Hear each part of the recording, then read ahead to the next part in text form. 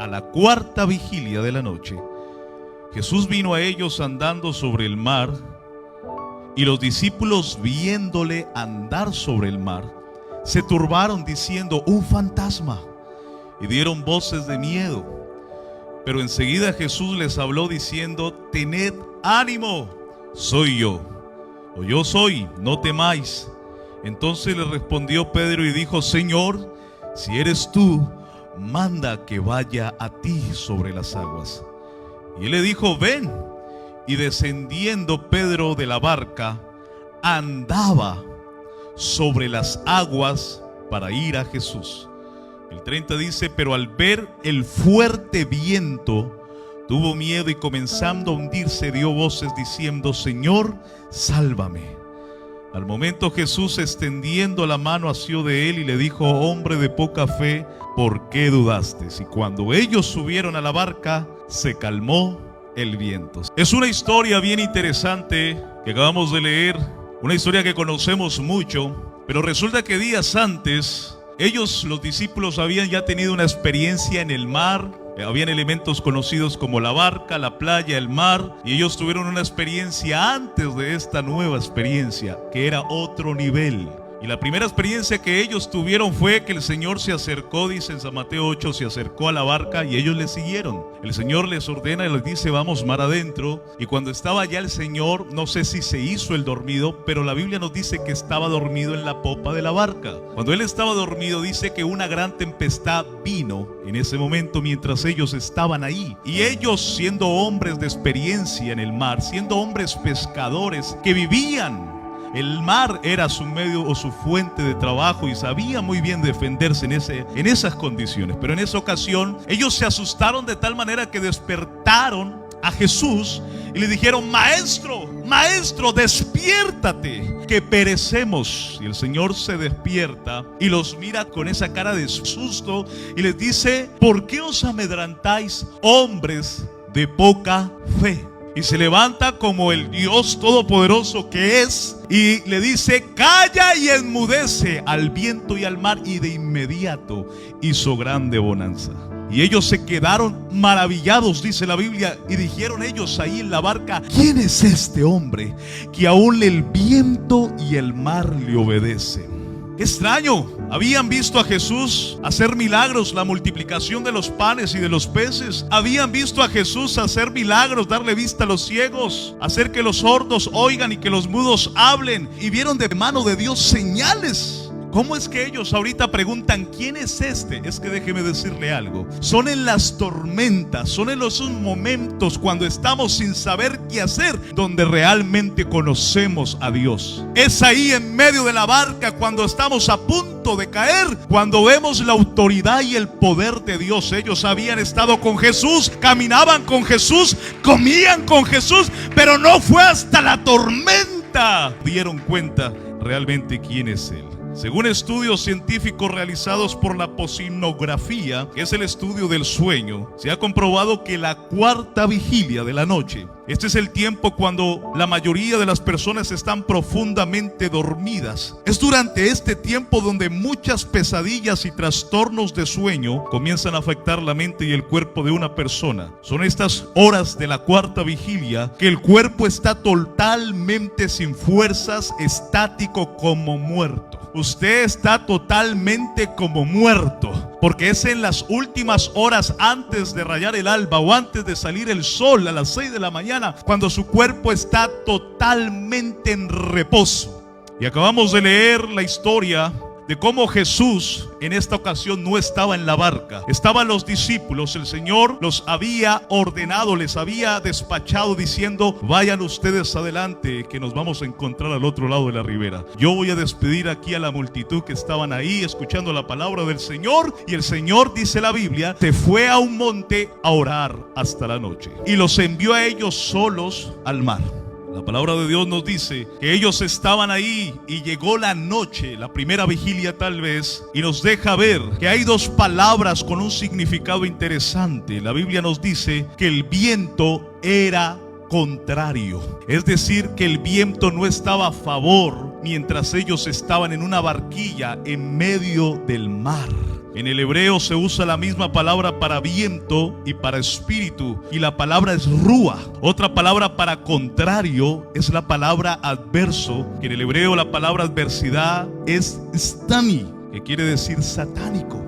Entonces, si pudiéramos darle un concepto espiritual a esto, si pudiéramos traducir esto que es el viento contrario, lo podríamos decir que eran espíritus contrarios o satánicos causando que las olas azotaran la barca. Y quiero enfocarme un momento sobre esto y quiero decirle, iglesia, hermanos, déjeme decirle algo: el enemigo no duerme como lo hacemos usted y como lo hago yo. El enemigo y las potestades y los espíritus contrarios del reino de las tinieblas están en operación constantemente contra los hijos de Dios durante todo el tiempo. Bien dice la Biblia que el enemigo anda como león rugiente buscando a quien devorar. Pero parece ser que los ataques del enemigo y las cosas adversas que se presentan en la vida vienen como olas a nuestra barca durante la cuarta vigilia.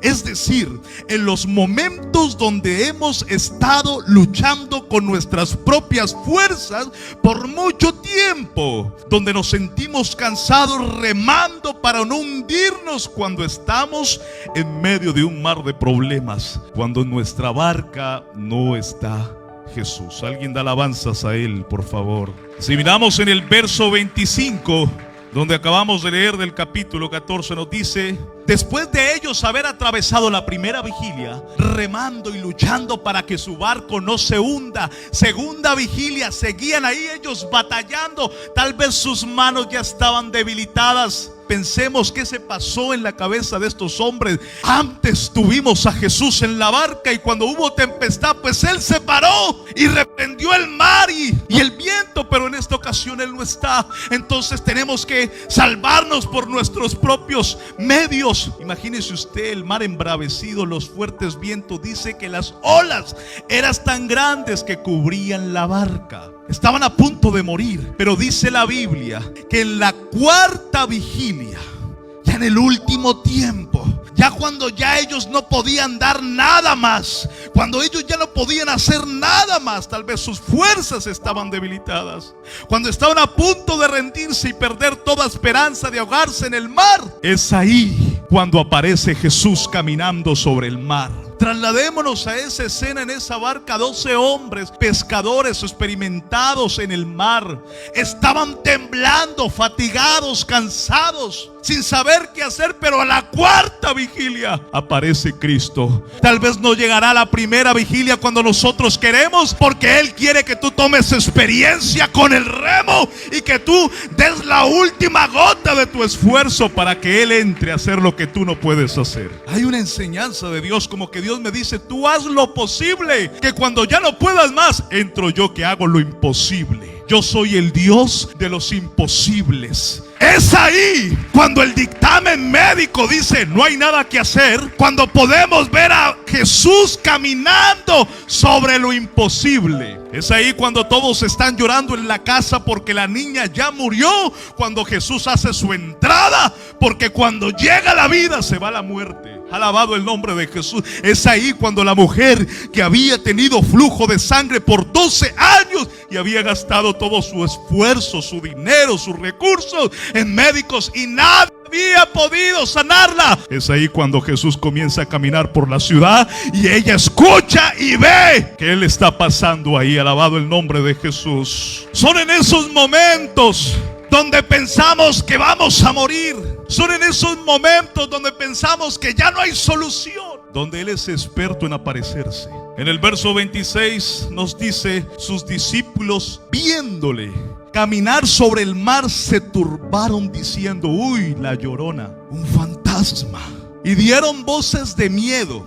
No se podía identificar bien en la oscuridad, en la noche, en la distancia, el mar embravecido, la barca moviéndose, ellos cansados, fatigados, tal vez caídos de sueño, pero no podían dormirse porque estaban luchando para no hundirse. Entonces ellos dijeron: eso es un fantasma, y comenzaron a abrazarse hombres con hombres, a decir: ¡ay! Porque la Biblia nos dice que daban gritos y voces de miedo. ¿Por qué surge el miedo? ¿Por qué? Si eran hombres que habían tenido experiencias con Jesús. ¿Por qué estaban llenos y atemorizados? Y déjeme decirle que el temor ciega nuestra visión espiritual. Cuando nos dejamos invadir del miedo, no podremos ver ni discernir el propósito de Dios. Alguien dígame. Hermanos, el temor es la madre de la duda y ambos son enemigos de la fe. Los discípulos, llenos de miedo, comenzaron a creer y a ver fantasmas. Creen más fácil en el diablo que en Dios. Pero el Señor nos dice: porque no nos ha dado Dios, ¿qué? Espíritu de temor, sino de poder, de amor y de templanza. Hermanos, si estás atemorizado, en la Biblia nos dice 365 veces: no temas. Suficiente para cada día del año. Alabado el nombre de Jesús. Pero son esos los momentos, hermanos, cuando estamos llenos de temor y tal vez estamos en una barca. Ahora voy a hablar espiritualmente.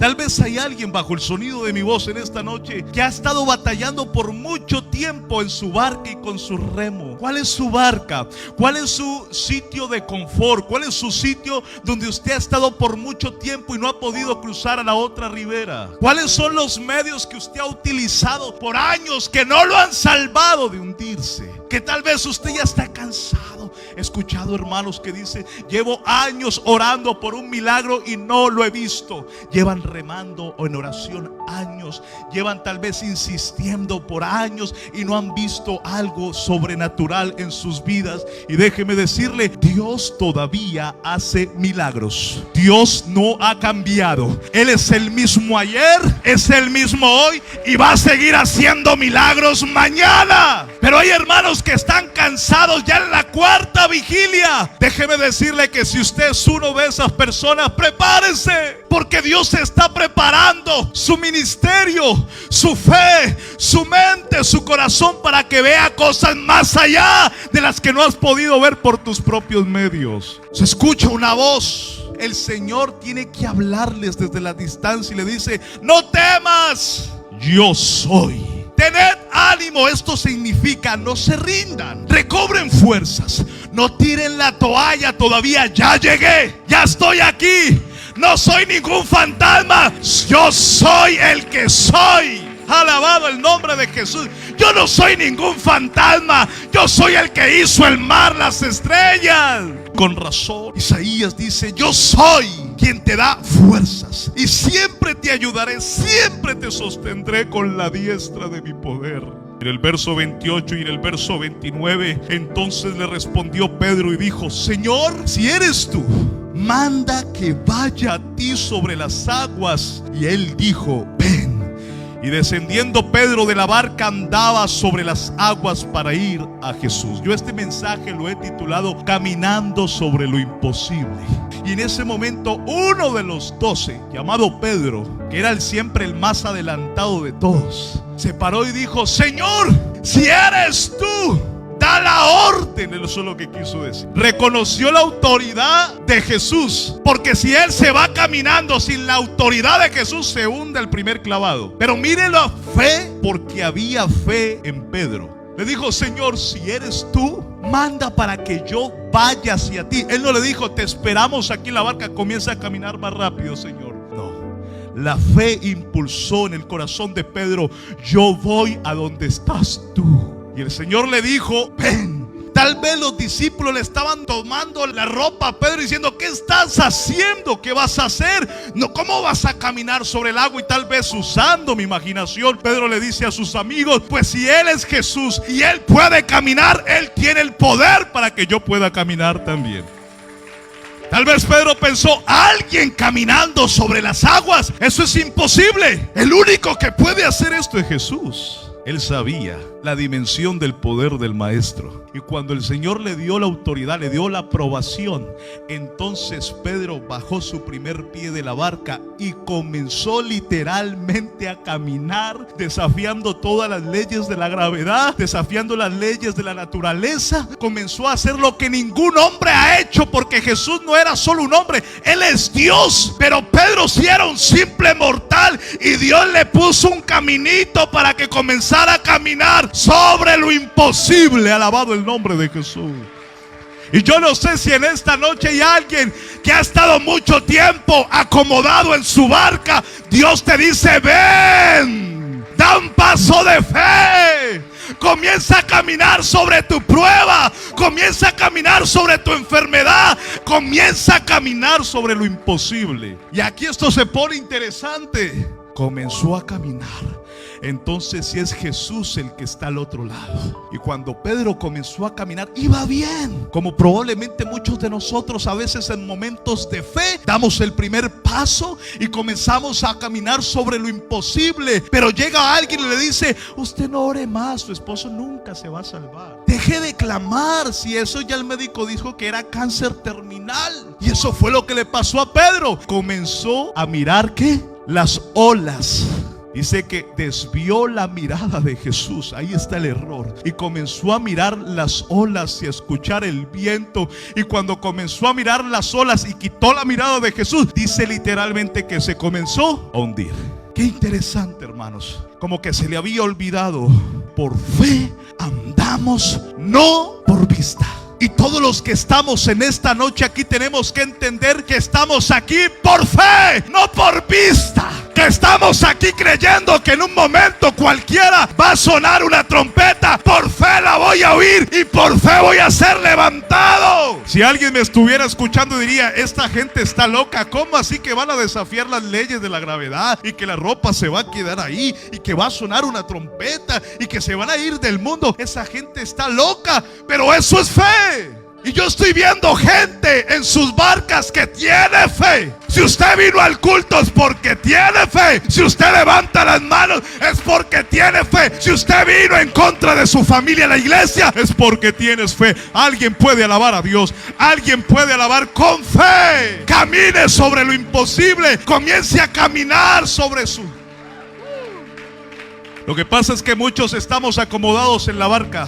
Los 11 se quedaron en la barca, pero hubo uno medio atravesado, pero con fe, que se lanzó. Está bien que por momentos usted pierda la fe, pero si va a perder la fe, no la pierda en la barca, piérdala en el mar y no te va a dejar hundir. Con razón la Biblia nos dice: por la fe Moisés salió de Egipto sin temer la ira del rey, porque se mantuvo como viendo al invisible. Hermanos, sin la fe no podemos agradar a Dios. Sin fe es imposible, dice la Biblia, agradar a Dios. Pedro pidió ir donde Jesús, pero su fe se comenzó a hundir junto con él al quitar la mirada del maestro. Con razón Santiago 1:6 nos dice: pero pidan con fe, sin dudar, porque quien duda es como las olas del mar, agitadas y llevadas de un lado a otro por el viento. El verso 31 nos dice: cuando se estaba hundiendo Pedro, clamó. Yo me imagino la cara de Pedro: Señor, lo intenté. Y comenzó a hundirse. ¡Sálvame! Y el Señor hacía de su mano y lo toma y lo levanta. Y casi que lo felicita, pero le dijo: hombre de poca fe, te faltó poquito. ¿Por qué dudaste si ibas bien?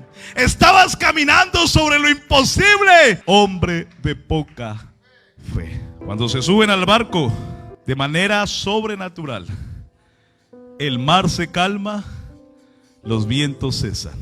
Porque cuando Jesús lo tenemos en la barca, estamos seguros.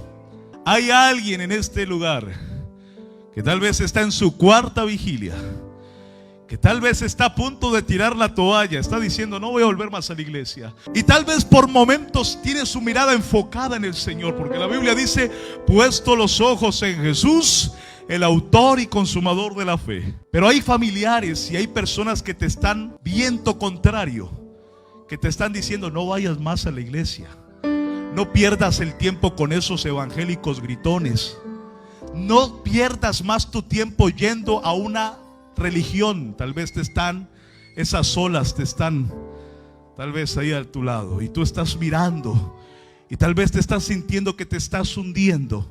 Yo quiero decirte que en esta noche el Señor está aquí. No me escucharon. Dios, el mismo que caminó sobre el mar, Jesús, está caminando en este lugar. Y yo no sé si hay un amigo que está visitándonos por primera vez, que quiera venir al altar en un paso de fe y decir: yo como que me voy a bautizar, yo como que estoy sintiendo algo que no he sentido en mi vida, me voy a bajar de esta barca y voy a caminar hacia Jesús. Y yo no sé si hay un hermano bajo el sonido de mi voz, un joven, un adolescente que lleva tiempo sin poder sentir un toque fresco del Espíritu Santo. Venga en un paso de fe. Si hay alguien en esta tarde que tal vez le han dado una trágica noticia esta semana, tal vez hay alguien que tal vez está pasando por su cuarta vigilia y ya no tiene fuerza sus brazos para seguir remando, suelte esa rema, suelte eso y bájese de la barca y en un acto de fe venga al altar. Fija tus ojos en